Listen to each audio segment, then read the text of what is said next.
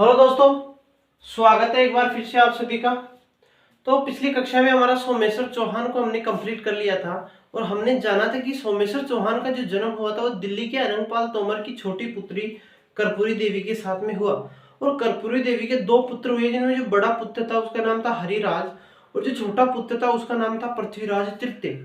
उसे ही बाद में कहा गया पृथ्वीराज चौहान। जो प्रसिद्ध पृथ्वीराज तीन हुए हैं, पृथ्वीराज प्रथम, सेकंड और तृतीय। जो प्रसिद्ध पृथ्वीराज हुए हैं वह पृथ्वीराज तृतीय। अब इनकी बात करें, माता कर्पूरी देवी थी, पिता सोमेश्वर चौहान था। इनका जो जन्म हुआ वो 1166 ईस्वी में अहिल पाटन गुजरात में हुआ। किसका?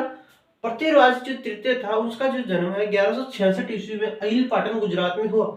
अब इनके कुछ उपनाम आते हैं। तो इन्हें कहा जाता है राय पिथोरा। इन्हें राय पिथोरा कहा जाता है। इन्हें कहा जाता है इन्हें दल पंगुल कहा जाता है। किसे? पृथ्वीराज तृतीय को दल पंगुल कहा जाता है, यानी कि विश्व विजेता। पृथ्वीराज तृतीय को विश्व विजेता कहा जाता है, यानी कि दल पंगुल कहा जाता है। और इन्हें ही अंतिम हिंदू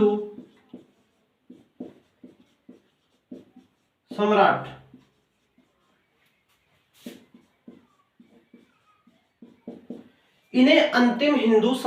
कहते हैं। ये थी पृथ्वीराज तृतीय की प्रारंभिक बातें। इनका जो जन्म हुआ था वो 1166 ईस्वी में अहिल पाटन गुजरात में हुआ। इनकी माता का नाम कर्पूरी देवी था, जो अनंगपाल तोमर यानी दिल्ली के शासक अनंगपाल तोमर की छोटी पुत्री थी। इनका पिता सोमेश्वर चौहान थे। इनका कुछ उपनाम आता है। इन्हें कहा जाता है राय पिथोरा, साथ में दल पंगुल यानी कि विश्व विजेता किसको कहा जाता है? वो पृथ्वीराज चौहान को कहा जाता है या तृतीय को कहा जाता है। इन्हें ही अंतिम हिंदू सम्राट कहा जाता है। हम पृथ्वीराज की विजयों की बात करते हैं कि सबसे पहले पृथ्वीराज जो तृतीय थे उन्होंने अपने चचेरे भाई नागार्जुन को 1178 ईस्वी में गुड़गांव के पास उनका दमन किया। कब? 1178 ईस्वी में अपने चचेरे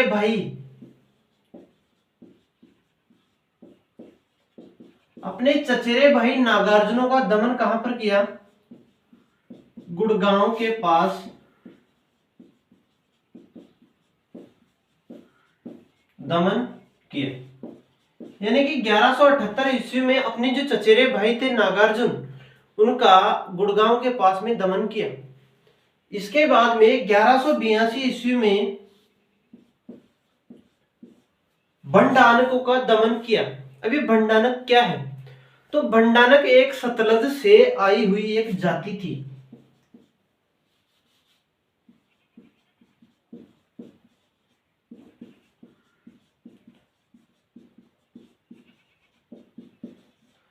सतलज से आई हुई एक जाति थी। कौन सी?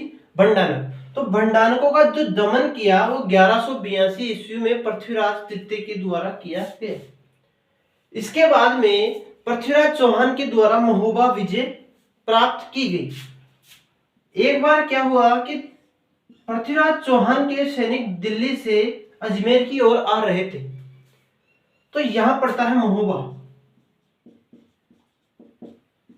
और महोबा का उस समय जो शासक था वो था परमर्दी देव चंदेल।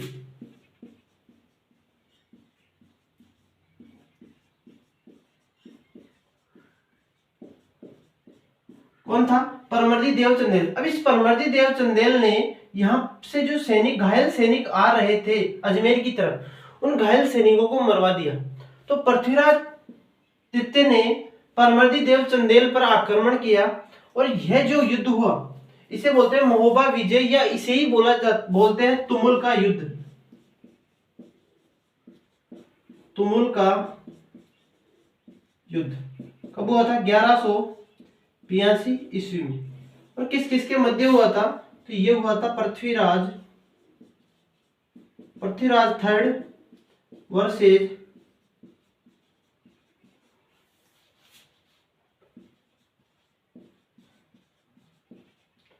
परमर्दी देव चंदेल। किस किस के मध्य हुआ था? पृथ्वीराज तृतीय और परमर्दी देव चंदेल के मध्य महोबा का युद्ध या तुमुल का युद्ध हुआ और इसमें पृथ्वीराज तृतीय की विजय हुई। अब जो है परमर्दी देव चंदेल के दो सैनिक थे, उनका नाम, जो सैनिक थे उनका नाम था आला, और एक सैनिक था उसका नाम था उदल। तो ये आला और उदल किसके सैनिक थे? तो ये थे परमर्दी देव चंदेल के सैनिक थे। अब जब युद्ध हुआ तो इसमें ये दोनों जो सैनिक थे वो इस तरह से लड़े, तो किसी ने देखा था, किसी इतिहासकार ने देखा था और उसने कहा था कि 12 वर्ष कुकर जिए 13 वर्ष सियार और वर्ष 18 क्षत्रिय जिए बाकी जीवन धिक्कार। तो ये लाइन किसके लिए कही गई है? तो ये जो लाइन कही गई है वो आला और उदल के लिए कही गई है, ठीक है। और आला और उदल किसके सेनापति थे? तो परमर्दी देव चंदेल के सेनापति थे कि 12 वर्ष कुकर जिए 13 वर्ष सियार वर्ष 18 क्षत्रिय जिए बाकी जीवन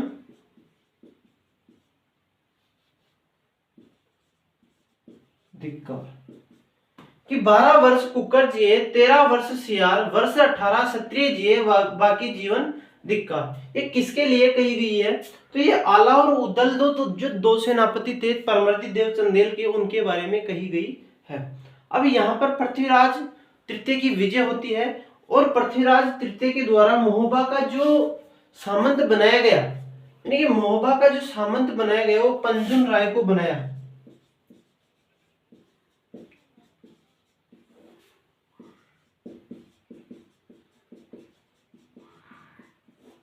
पंजुन राय को महोबा का सामंत बनाया गया।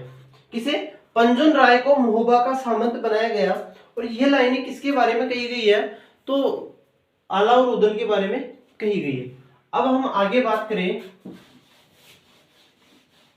अब पृथ्वीराज तृतीय की कुछ आगे की बातें करें हम, तो अब होगी नागौर विजय। पृथ्वीराज की कौन सी विजय है? अब है नागौर विजय। नागौर विजय कब की है? 1884 की।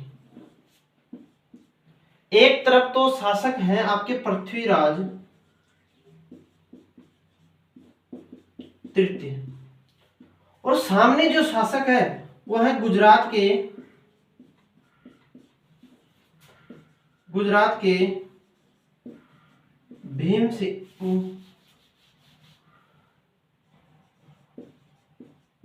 भीमदेव सेकंड। कौन थे? एक तरफ है पृथ्वीराज तृतीय और एक तरफ है गुजरात के भीमदेव सेकंड। अब इसमें विजय किसकी होती है? तो इसमें विजय होती है पृथ्वीराज तृतीय की। अब इसमें ये घटना हुई, तो इस घटना का कारण क्या था? हम कारण की बात करें तो पृथ्वीराज रासो के अनुसार इस घटना का जो मुख्य कारण था वो था आबू की राजकुमारी इंचनी। आबू की राजकुमारी इंचनी कौन थी? आबू की राजकुमारी कौन थी? इंचनी। इंचनी की विवाह करने की इच्छा किसके साथ थी? वो थी पृथ्वीराज तृतीय के साथ। जबकि गुजरात शासक भीमदेव सेकंड किससे शादी करना चाहते थे? इंचनी के साथ। जबकि इंचनी ने शादी किसके साथ की? पृथ्वीराज तृतीय के साथ। मुख्य कारण पृथ्वीराज रासो के अनुसार नागौर विजय का क्या था? वो ये था, यानी कि आबू की राजकुमारी कौन थी? इंचनी थी। अब हम आगे बात करें पृथ्वीराज चौहान और संयोगिता की कुछ बातें करें हम।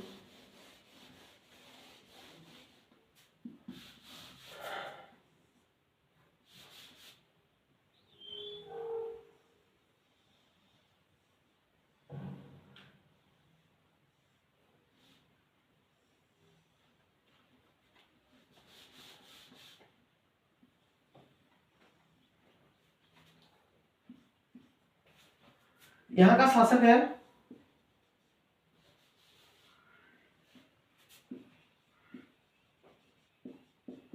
पृथ्वीराज तृतीय, और इनके पिता का नाम क्या था? सोमेश्वर चौहान। और दिल्ली का शासक उस समय था अनंगपाल तोमर।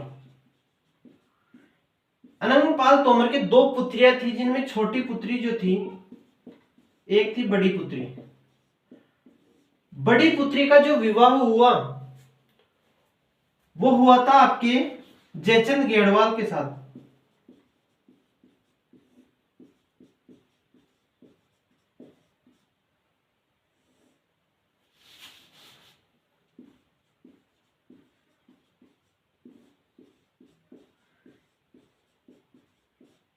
जयचंद गेड़वाल के साथ कहां पर?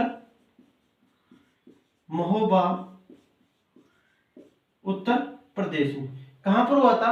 महोबा उत्तर प्रदेश में जयचंद गेड़वाल के साथ अनंगपाल तोमर की बड़ी पुत्री का विवाह हुआ, और इनके जो संतान हुई उसका नाम था सहयोगिता। क्या था? सहयोगिता। अभी इसकी जो छोटी पुत्री थी उसका विवाह हुआ था सोमेश्वर चौहान के साथ। कहां पर? राजस्थान के अजमेर में। और इनसे जो पुत्र प्राप्त हुआ उसका नाम था पृथ्वीराज चौहान। अभी ये दोनों क्या लगते हैं, यानी सहयोगिता और पृथ्वीराज चौहान क्या लगते हैं? ठीक है, आप कमेंट बॉक्स में बताइए। देखो, अभी सहयोगिता एक बार गई हुई थी कहां पर? दिल्ली। ठीक है, और पृथ्वीराज तृतीय भी कहां गए हुए थे? दिल्ली। अब दिल्ली में इनके वहां पर प्रेम प्रसंग हो जाता है। इस बात का पता चलता है किसे? जयचंद गेड़वाल को। जयचंद गेड़वाल को इस बात का पता चला तो जयचंद गेड़वाल ने सहयोगिता को फिर से कहां ले आए? महोबा उत्तर प्रदेश में ले आए, और सहयोगिता का क्या रख दिया? स्वयंवर। अब स्वयंवर का मतलब होता क्या है? यानी कि स्वयं ही पति को चुनती है। अब जो जयचंद गेड़वाल थे उन्होंने पृथ्वीराज तृतीय की, यानी पृथ्वीराज चौहान की बेइज्जती करने के लिए सभी आसपास के जो क्षेत्र थे उसके सभी राजाओं को निमंत्रण दिया, लेकिन पृथ्वीराज तृतीय को निमंत्रण नहीं दिया। इस बात का बुरा किसे लगा? तो इस बात का सहयोगिता को बुरा लगा, लेकिन कोई बात नहीं। लेकिन जो जयचंद गेड़वाल था उसने क्या किया? जहां पर स्वयंवर लगा हुआ था, स्वयंवर लगा हुआ था, स्वयंवर के बाहर जहां पर चप्पलें खोली जाती है वहां पर पृथ्वीराज तृतीय की क्या लगा दी? एक धातु की मूर्ति बनाकर वो लगा दी। अब सहयोगिता आई और सहयोगिता ने सारे स्वयंवर को छोड़ते हुए पृथ्वीराज जो चौहान थे उनकी जो धातु की मूर्ति बनी हुई थी या प्रतिमा थी उसके गले में माला को डाल दिया, यानी कि स्वयं का पति किसे चुन लिया? पृथ्वीराज तृतीय को चुन लिया। इस बात का कहते हैं कि पृथ्वीराज चौहान को पता चला, पृथ्वीराज चौहान स्वयं गया और सहयोगिता को वहां से ले आया था। इसके बाद में होगा तराइन का प्रथम युद्ध और होगा तराइन का द्वितीय युद्ध। अब जो है ये स्वयंवर के बारे में कुछ मत इसको काल्पनिक बताते हैं, जबकि कुछ मत इसे सत्य बताते हैं। दशरथ शर्मा के अनुसार यह जो विवाह हुआ था प्रेम विवाह ये सत्य था, जबकि इतिहासकार त्रिपाठी और डॉक्टर ओझा के अनुसार यह जो मत है वो एक काल्पनिक मत है। इसके बाद में हम कल बात करेंगे कि तराइन का प्रथम युद्ध कब हुआ और किन किन के मध्य हुआ, और तराइन का द्वितीय युद्ध किस किस के मध्य हुआ, इसके बारे में हम कल बात करेंगे।